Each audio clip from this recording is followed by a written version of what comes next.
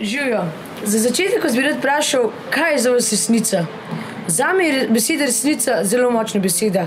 Najdeš jo samo z vero v Boga. Ok, če pogledam sebe, se pred birmo vero imel tako z levo roko.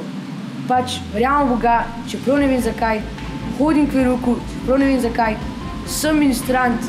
Ok, to zato, ker je mogoče malo bolj, ker pač samo zdiš dole klopi. Če me kdo vprašal, če verjamem v Boga, sem včasih rekel ja, včasih sem pa mogel prav dobro pomisliti, kaj bi rekel, saj so mi potem smejali. In potem se je zgodilo nekaj nepričakovanega. Šel sem k Sveti Birmi in po Birmi je name Sveti Duh vplival zelo močno. Pogled na vero se mi je zelo spomenil. Naprimer, za darilo sem dobil križ, Sveto pismo, telefon in poučno knjigo.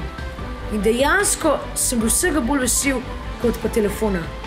Čeprav sem pred birmo komaj čakal, da dobim kaj takega. Med počitnicami sem brez problema hodil k nedeljski maši.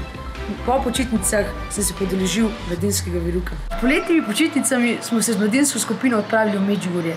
Vsi smo komaj čakali, saj smo se do takrat že zelo povezali.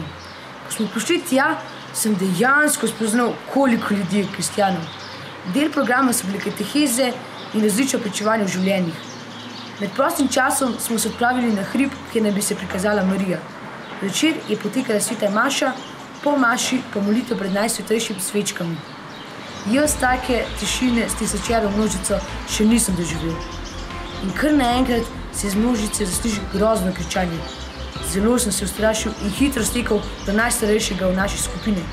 Povedal mi je, da se hudič poigrava z našimi dušami. In takrat sem spoznal bistvo, da to ni samo neka pravljica. Moja vera se je zelo utrdila od tistega trenutka, ampak mogel sem spoznati, da je Jezus neskončnokrat močnejši od hudih duhov in se mi ni treba čisto nič bati. In če se vrnemo malo nazaj, če me kdo danes vpraša, ali verjamem v Boga, rečem brez pomislekov ja, ne glede na to, ali se mi bo potem smejal ali me bo zafrkaval. Jezus je namreč rekel, če so zasnovali mene, bodo zasnovali tudi vas. In potem ga jaz vprašam, zakaj on ne verjame. In 80% bo odgovorilo, zato ker ga ne vidim in ker ga ne morem prijeti. Ampak če v bistvu pogledamo, vse ljubezni tudi ne vidiš, pa je ne moš prijeti, pa vseeno verjameš vanjo. Danes sem res hvaležen, da verujem v Boga. Vem, da je za vse to kriv Sveti Duh, ki je name tako vplival pri Sveti Birmi. Čeprav še sam ne vem kako, ampak to vidim v drugih mladih, ki grejo po enakih poteh in enakih ovirah, kot sem šel sam. Zato bodimo veseli, da smo kristjani in da nam Bog podarja resnico.